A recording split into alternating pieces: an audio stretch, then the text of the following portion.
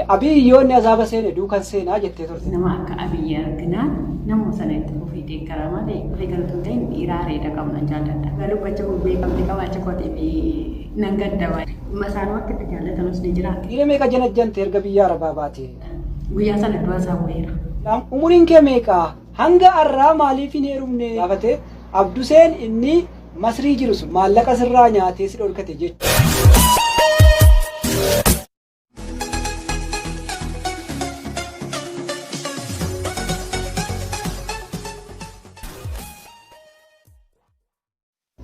Assalamualaikum warahmatullahi ta'ala wabarakatuh. Jira jirtu ashama harka fuudhee baga nagaan dhuftan gara YouTube channel Ekiyaab.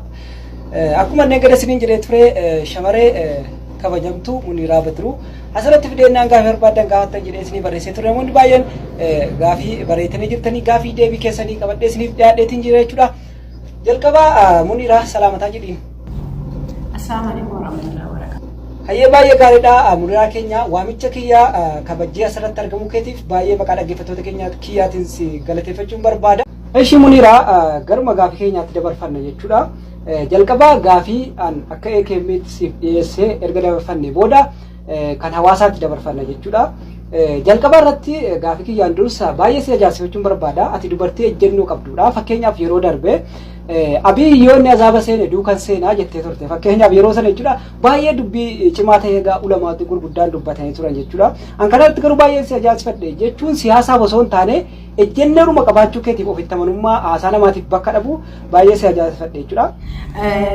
Wanti akkas jedhee fi gizee abiyyi azaaba seene waliin seene wanti jedhee fi azaabas jannatas kan Afrikaa qabu rabbii tokkichaa kan azaabas siif kennu rabbii kan jannatas yaani akka hojii keetiiti jechuudha wantoonni hojii ati addunyaa irratti khayriit hojjetatte to azaaba sii kennas jannata sii kennas sharriit hojjetatte azaaba sii kennas malee ilmi namaa tokko ati kan azaabaati jedhee fi ati kan azaabaan taatu ati kan jannataati jedhee fi ati kan jannataa hin taatu jedhe isanis immoo nama asitti fi gosin jaalladhu isuma hadhaasaa biyyeen nan deeggara hadhaas boores yoomiyyuu abiyyi ta'an seetee kan namni biraa yoo aangoo fudhatu ta'e nama yaadaanis hojiidhaanis nama akka abiyyi arginaan nama sana itti ofii deeggara malee asii hojii hin feeguu isiniin jedha sababii kanaa.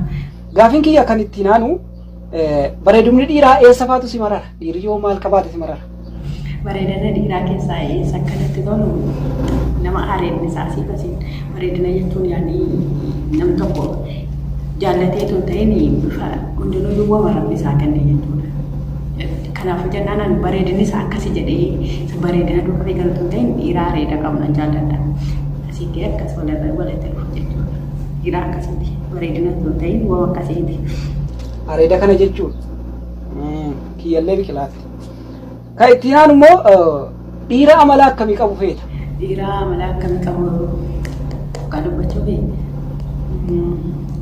dhiira amala gaarii nama imaana qabu nama namaaf sodaatu anarrayyuu kan namaaf cinqamu namaaf kan dhukkubsatu dhukkuba namaatiif kan dhukkubsatu yaada namaatiif kan yaadu dhiira akkasii irra caalatti immoo nama imaana qabu yoo ta'e namni imaana qabu yoo ta'e jedhee amala gaarii qaba jechuudha jecha namuma karaa rabbii irratti sodaatu nama rabbiin sodaatu namni rabbiin sodaatu jiraannaa immoo wantanaadha.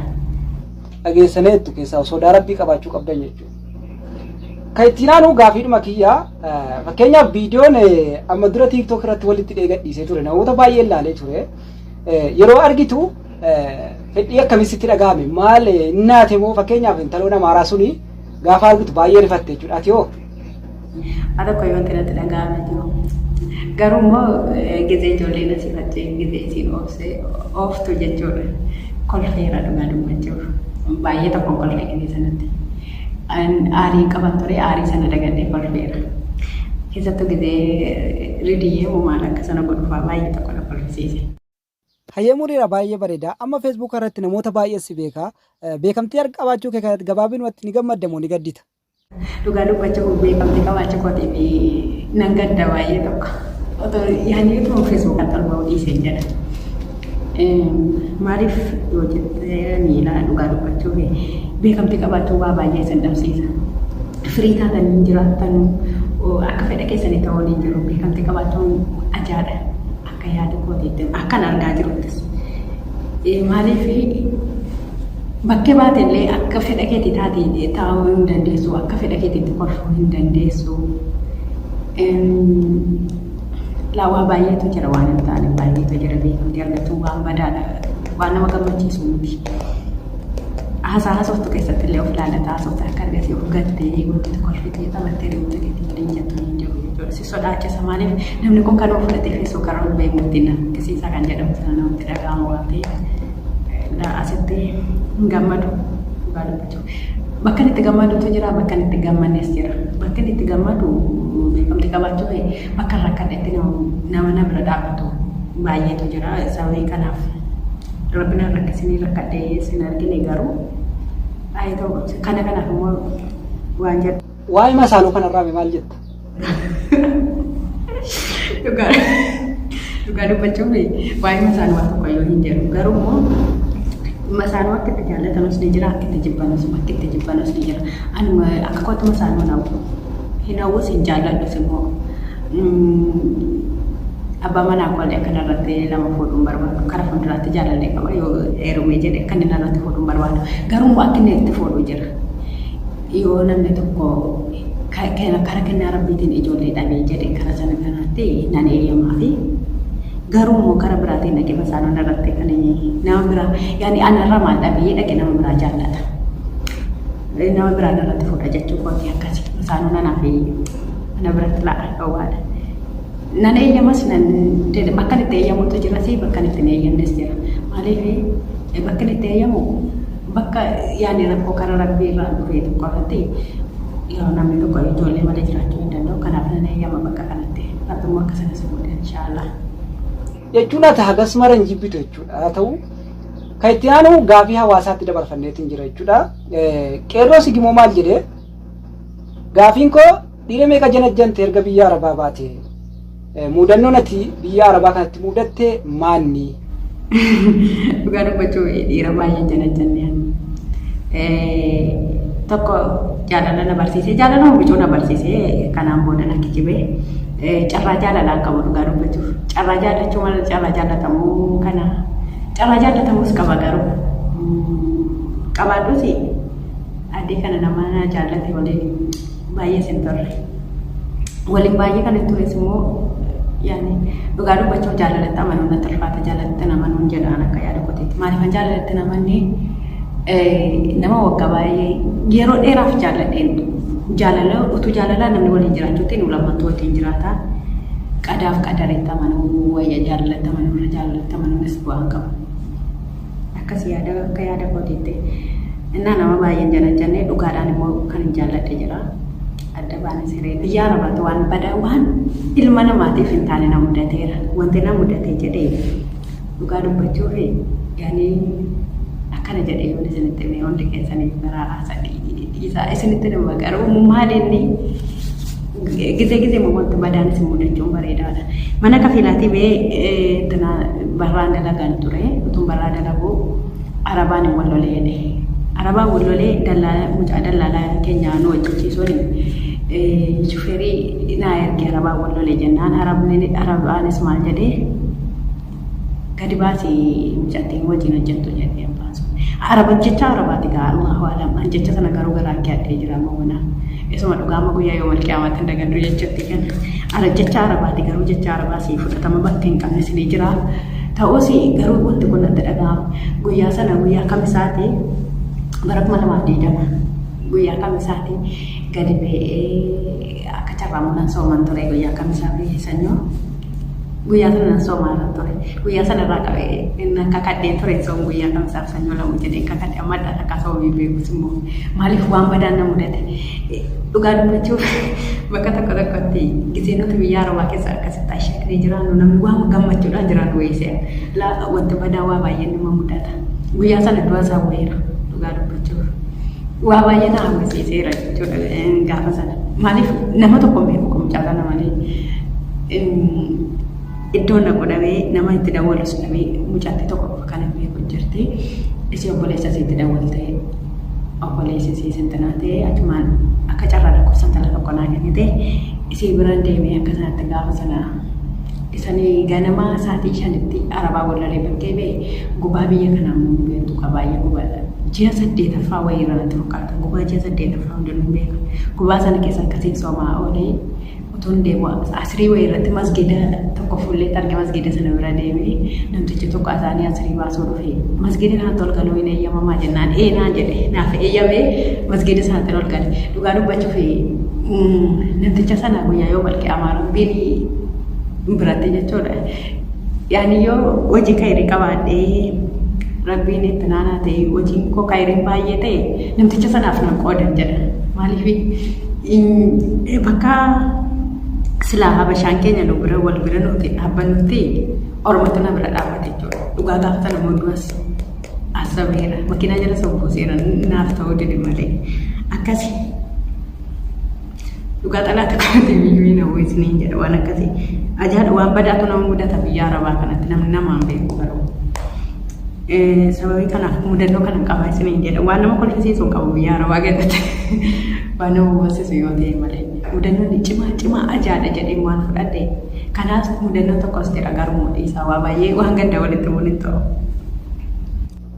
Baay'ee nama gaddisiisa dhugaa baay'ee nama gaddisiisa.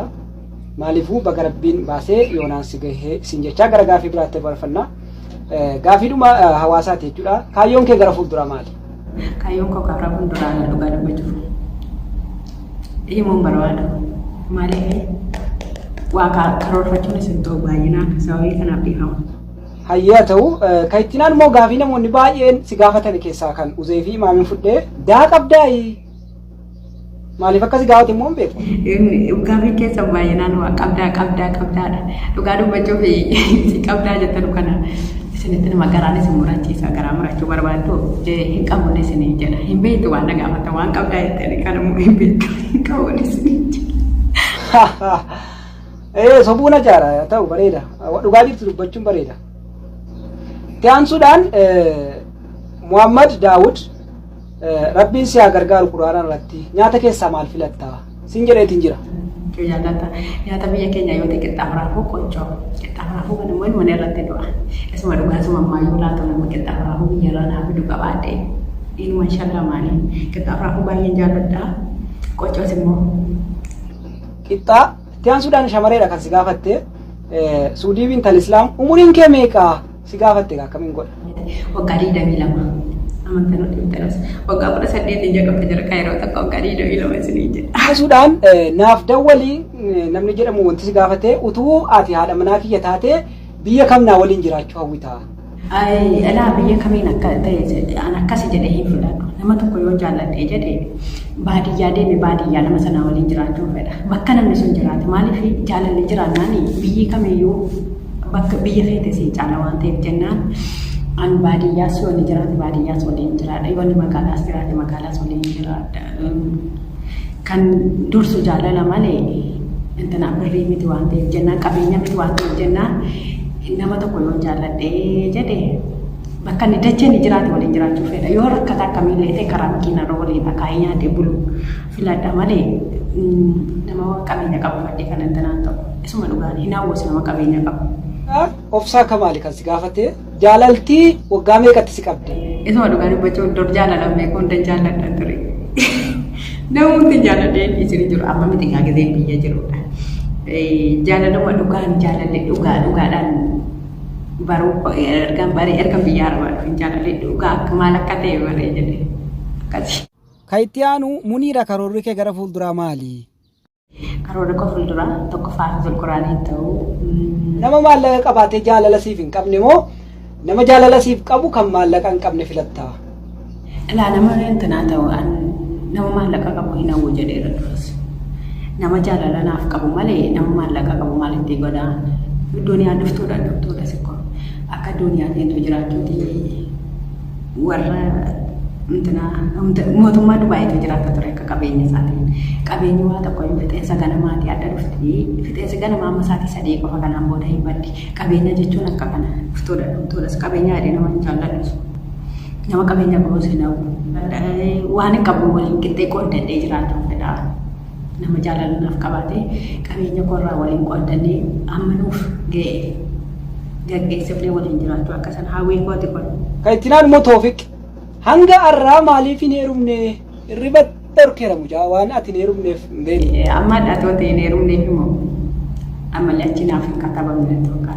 Wantoonni yoo rabbii murteessee guyyaa akkasiitti ta'a jedhe malee hin ta'u. Kan itti naannoo yeroo haasoftu maaliif sardamtaa?